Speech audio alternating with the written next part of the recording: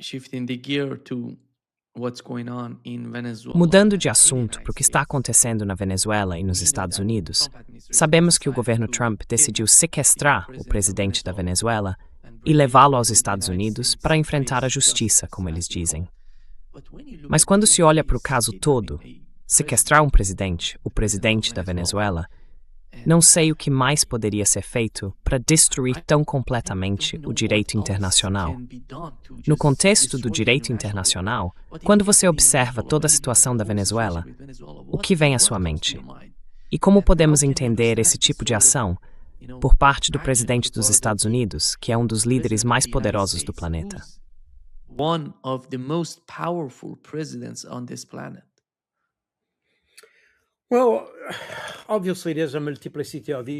Bem, obviamente há uma multiplicidade de questões aí. No meu livro sobre governança e notícias falsas, abordei a questão da Venezuela durante o primeiro mandato do presidente Trump, com toda a questão de Juan Guaidó e tudo mais. Fui investigar toda a questão de quem venceu a eleição naquela época, a legalidade do governo Maduro e assim por diante. Na verdade, é muito interessante, porque o que revelei naquela época foi que os Estados Unidos já estavam tentando literalmente fabricar um caso contra a Venezuela. E estamos vendo exatamente a mesma coisa hoje. Antes de entrar nos detalhes, estamos tratando de algo sobre o qual já falamos muitas vezes, mas que as pessoas provavelmente ainda não compreenderam totalmente. Na verdade, isso mostra claramente que passamos de uma ordem baseada no direito internacional para uma ordem baseada em regras internacionais. To the international rules-based order. It's no longer the law that constitutes. A lei já não serve mais como ponto de referência quando se avalia uma situação. São regras definidas por quem detém o poder, neste caso os Estados Unidos. Obviamente este é o país mais agressivo, tem os meios para ser agressivo. Possui presença militar em todo o mundo. Também utilizou todos os seus recursos clandestinos, a CIA e outros, para influenciar as coisas. E é provavelmente isso que aconteceu na Venezuela neste caso. Bem, não quero entrar em todos os detalhes, porque não estudei tudo a fundo. Mas, ao que parece, o que a situação atual mostra é que houve suborno, ou de fato, corrupção, promovida pelos Estados Unidos para garantir a remoção do presidente Maduro.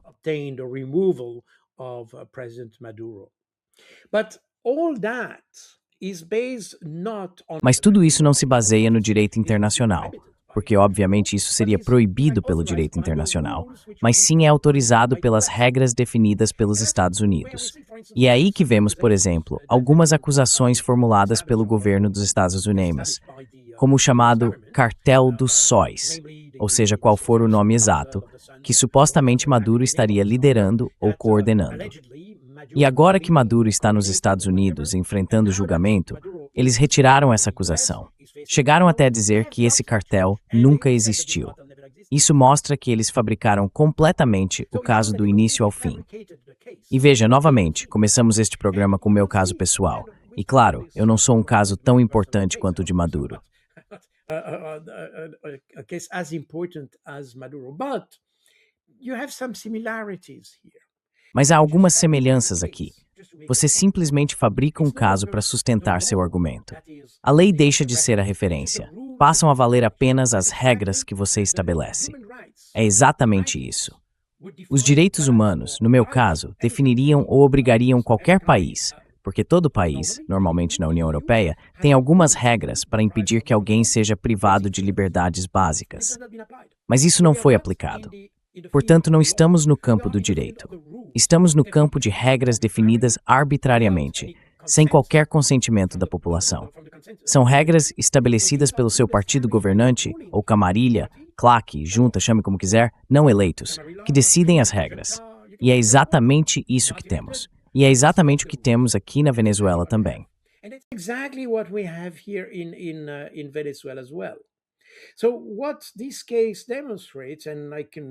Então, o que esse caso demonstra, e claro, na situação em que estou, consigo me identificar, embora sejam substancialmente diferentes, é que, em essência, tudo volta à mesma falta de legalidade em que vivemos agora. Esta é a lei do mais forte, ponto final. Você define quem é bom e quem é mau. Não é a legalidade que define o que é certo, é a legitimidade.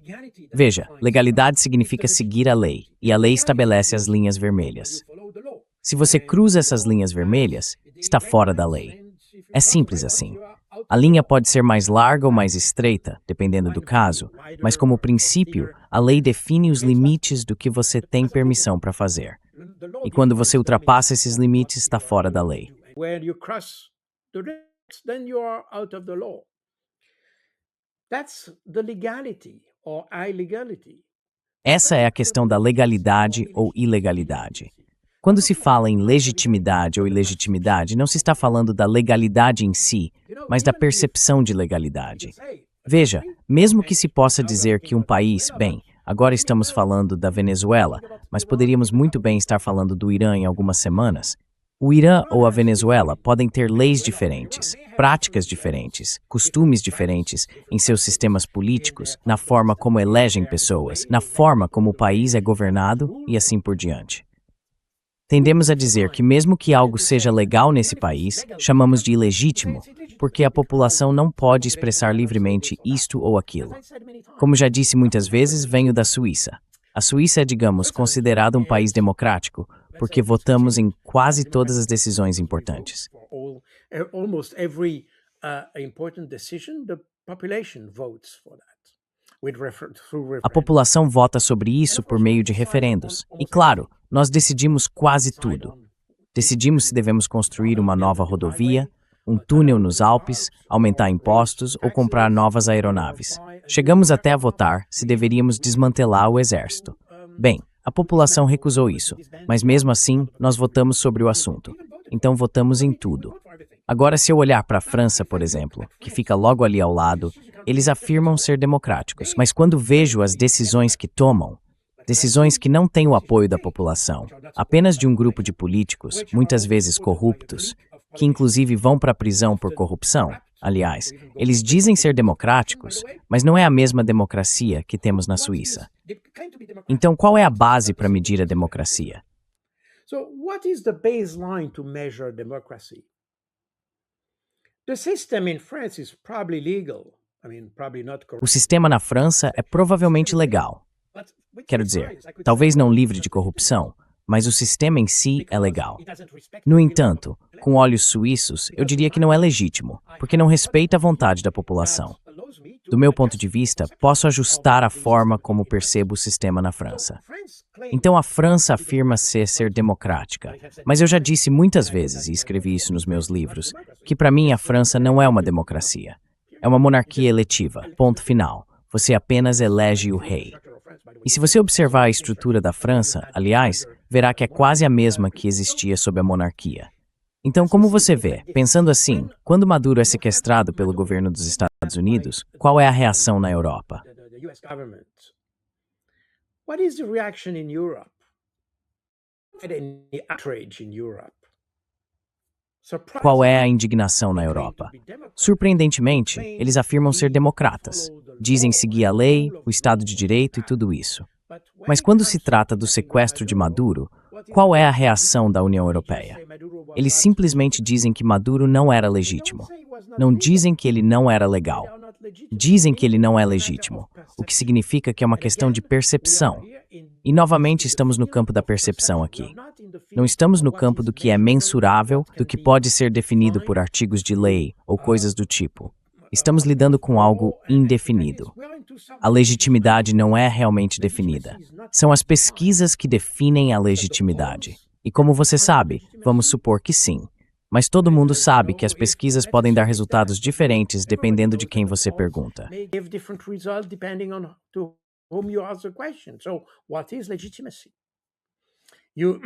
Então, o que é legitimidade? Essa é a reação que temos na Europa. Não se baseia em leis, baseia-se em regras. E essa é a evolução que estamos vendo hoje, eu acho, no mundo.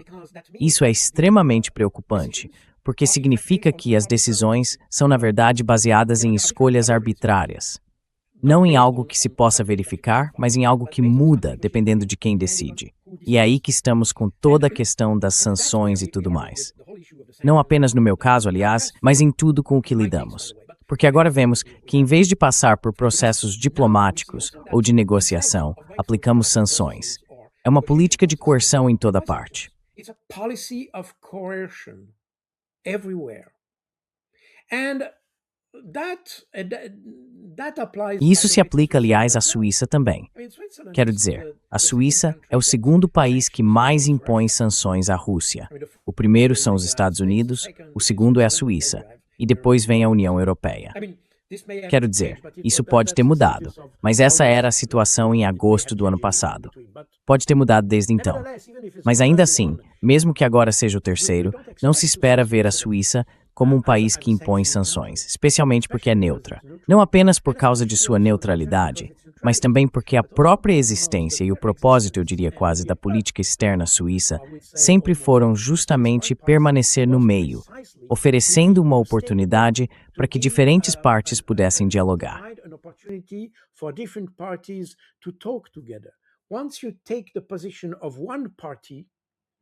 Uma vez que você adota a posição de um dos lados, não pode mais ser um mediador nessa questão.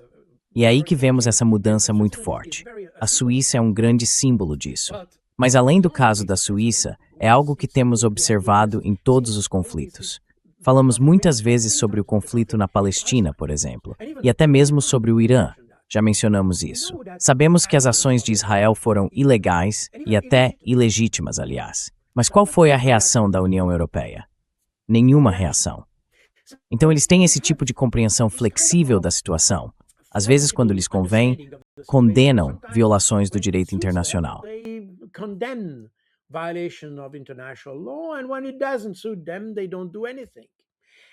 E quando algo não lhes convém, eles não fazem nada. E quando não conseguem melhorar as coisas, quando não têm a capacidade ou a competência para lidar com uma situação como fazíamos no passado, por meio da diplomacia, das relações exteriores e tudo mais, simplesmente aplicam sanções. E na verdade é exatamente isso que temos. O caso da Venezuela é apenas um exemplo extremo, mas em essência é exatamente isso. Faça o que eu mando. Caso contrário, sequestrarei seu presidente. Caso contrário, imporei sanções contra você. Caso contrário, enviarei minhas tropas. Derrubarei seu governo, e coisas do tipo. Hoje, estamos falando sobre a Dinamarca. O governo da Dinamarca é certamente legal, mas é legítimo.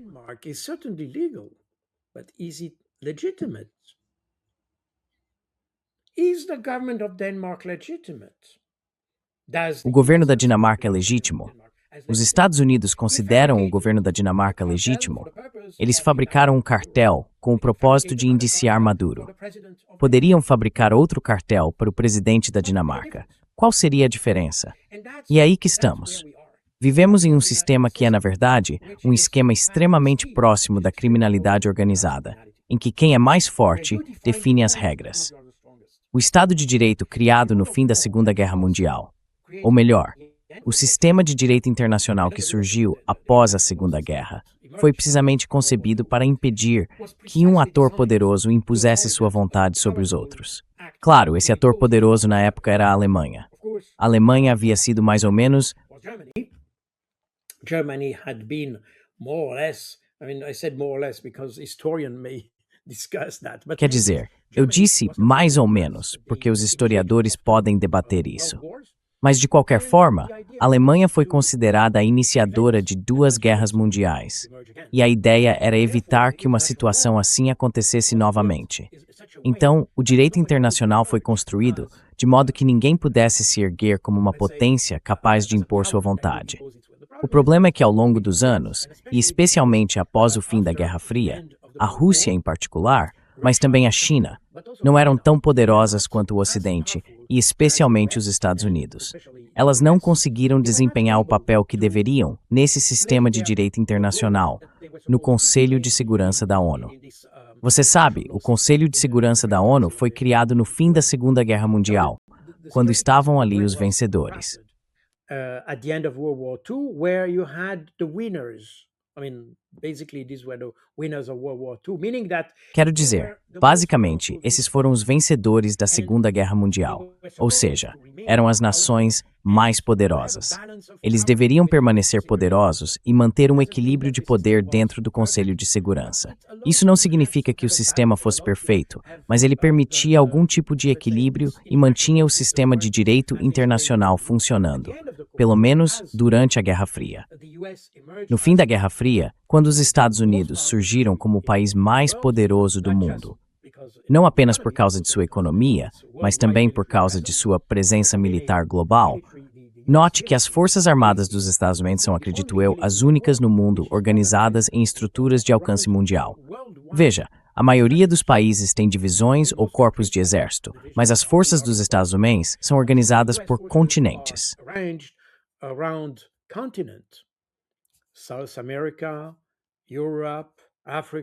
América do Sul, Europa, África, Ásia, Leste Asiático e assim por diante. Portanto, a estrutura das Forças Armadas dos Estados Unidos já está organizada de forma global. No fim da Guerra Fria, como eu disse, a Rússia estava claramente enfraquecida e agora está se recuperando, mas levou quase 30 anos para recuperar uma presença significativa. É por isso que agora os americanos estão começando a respeitar a Rússia. É quase o mesmo com a China. A China teve um desenvolvimento muito lento até o ano 2000 e desde então vem acelerando. Mas, no fim da Guerra Fria, a China ainda era praticamente um país em desenvolvimento. Você talvez se lembre daquelas imagens de pessoas andando de bicicleta em Pequim, todas vestindo o mesmo tipo de roupa e assim por diante.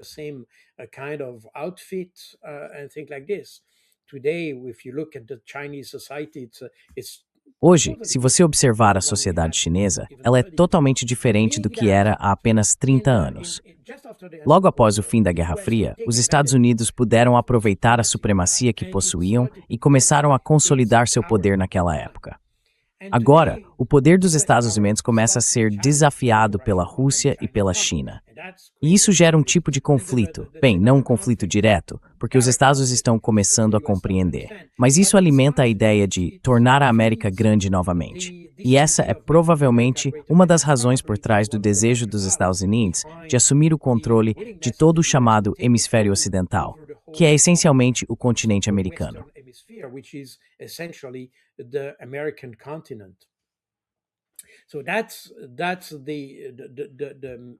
Então essa é a mecânica de toda a questão. O problema é que o Conselho de Segurança e o sistema de direito internacional sofreram com isso, porque dentro da ONU, quem decide é os Estados Unidos.